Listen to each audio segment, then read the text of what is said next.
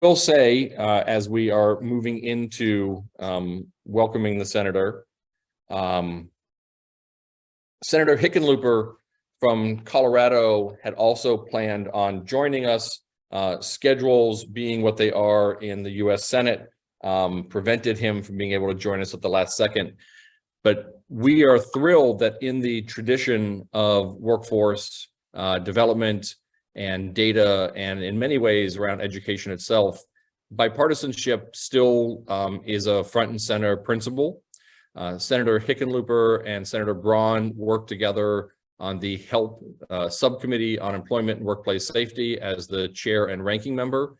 They have a very good working relationship, very strong commitment to bipartisan approaches on a number of these issues.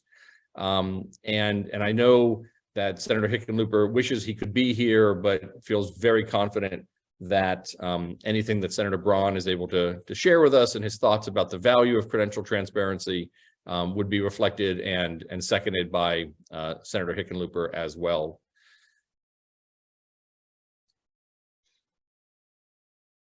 This is my chance to see how well I can vamp and stretch and extend my comments and revise my comments while we're waiting for the senator to join us. There are a number of opportunities. You do not want to hear me sing, Eric. That is for sure. But if anyone wants to, throw some lyrics in the chat, we can see if we can do something together. There are a number of opportunities for inclusion of credential transparency in various pieces of federal legislation. These will not be what the Senator Braun is going to be talking about today, but just to give you all some insights and things that have actually moved in the recent past, or been introduced. The House version of WIOA that was introduced this past session, led by Chairman Bobby Scott, did include quite a bit of language around credential transparency.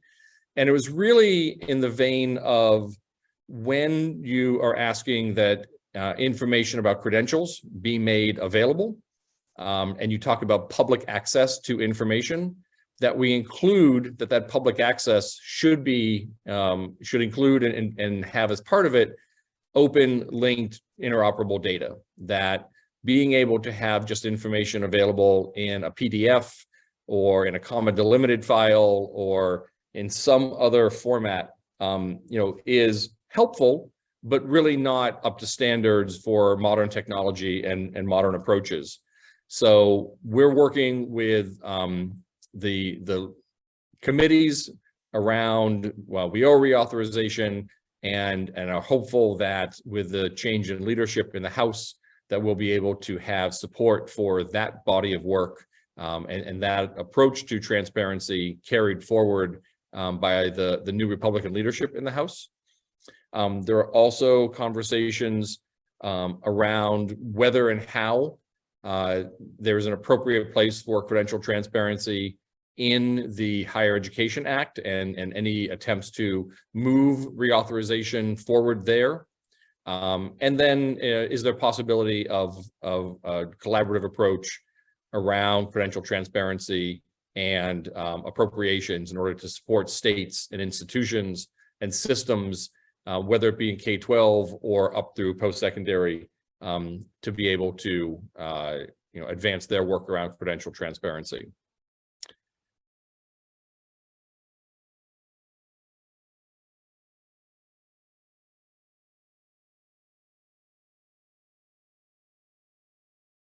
I'm just seeing.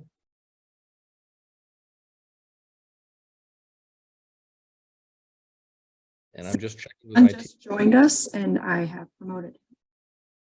Wonderful. I will wait to see Senator join me on screen.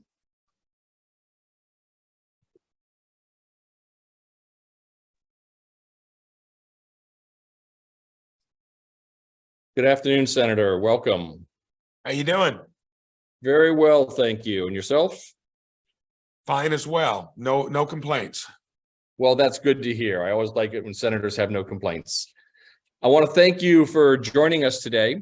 For those of you who have not had the opportunity to meet the senator, Senator Braun is a senator from the great state of Indiana.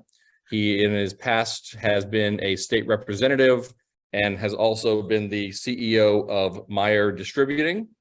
I was saying, Senator, before you were able to join us, that your partnership with Senator Hickenlooper continues to be very strong, and believe that the work that we're doing around credential transparency and so many other ways can and should be bipartisan. And we want to thank you for that continued leadership on that front.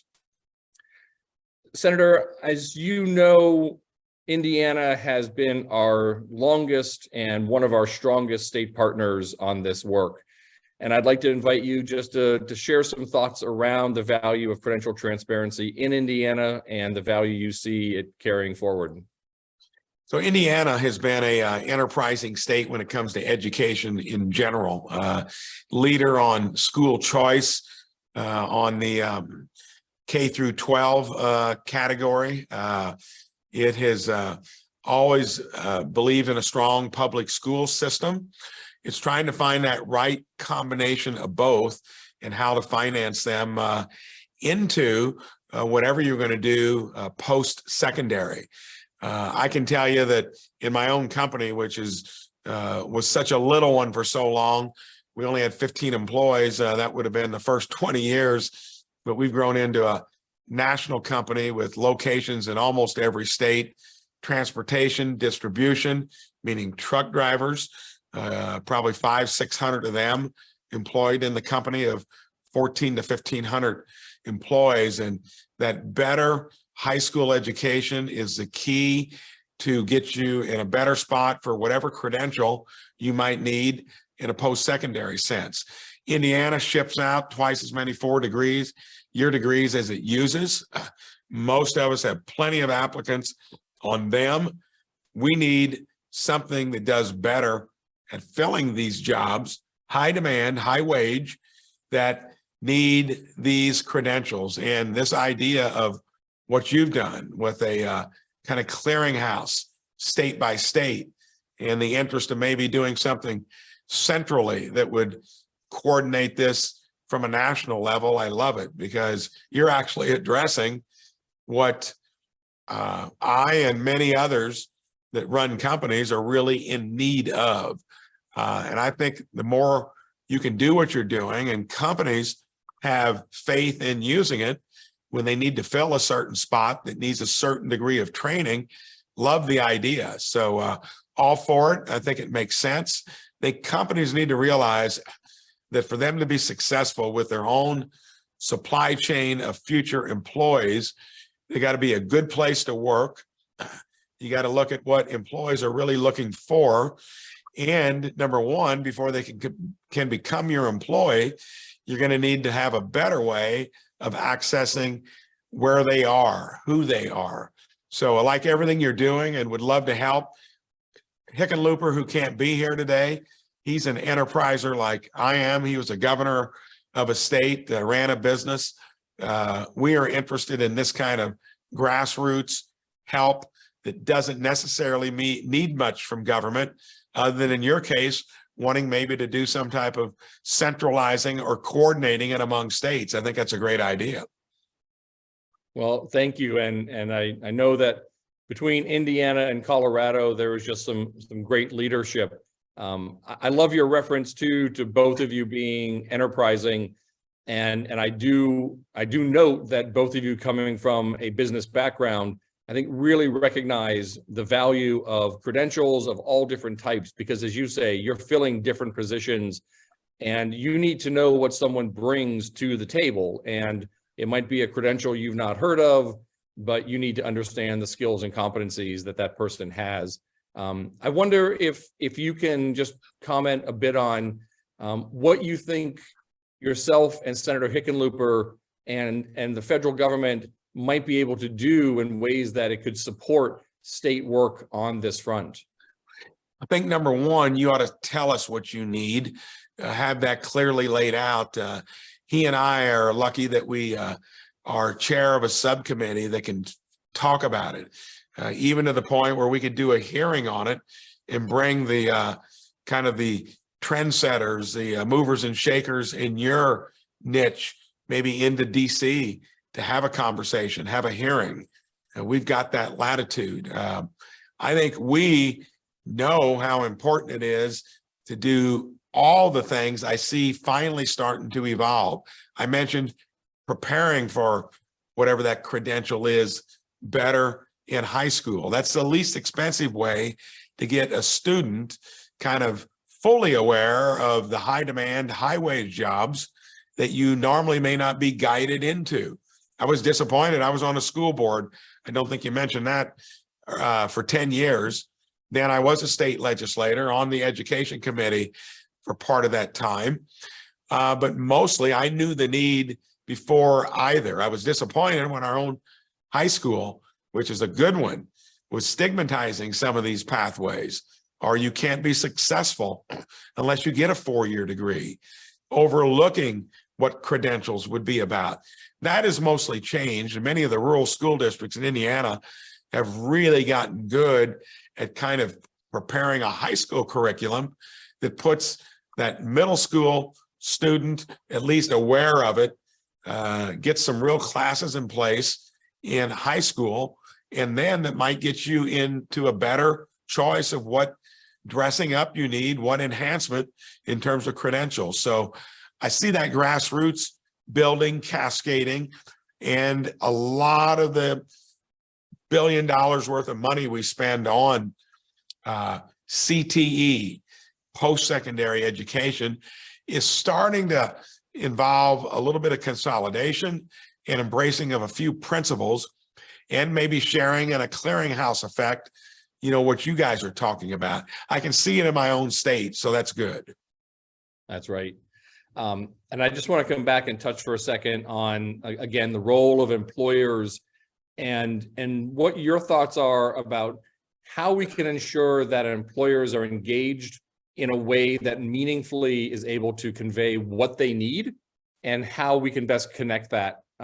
Coming out of that background, I'm sure you have a lot of thoughts about the necessity of employers at the table here. They've been too docile, too passive up until about 10 years ago. They just thought the system would produce what the market is needing. That wasn't working. That's why we had in Indiana, I think it was 80 to 90,000 high demand, high wage jobs that just were not getting the proper training. I think that's a lot different. I'll cite Toyota, for instance, in Southern Indiana. Just spoke to someone from there. They have really knocked it out of the park. They're engaging with middle school students, telling them what jobs might be available. They're talking to curriculum directors in terms of what they need in place. They're offering a slate of learn on the job, getting paid, apprenticeships, summer jobs. And I said today, how much are you really having to struggle to get people to replace who's retiring and fill slots for wherever you're having growth? Said almost no problem. They've been at it 3 years because they have perfected that combination of really driving it from the company level to communicate with your middle schools and your high schools, and to make sure that you're telling their guidance counselors what they're interested in, and the curriculum folks. And they, to me, have almost solved the issue, and they're the biggest probably employer in Southwestern Indiana, happening to some version, to some extent, across the state of Indiana. Well, we are excited to continue the work with the state. The leadership across the state has been fabulous. They've been visionary, and I can guarantee we would love to take you up on that offer of a hearing, and to continue to explore the value of credential transparency in these repositories as we move into the new Congress. So thank you, Senator, for your time. Really appreciate it, and appreciate your leadership on this issue. My pleasure. We'll stay in touch.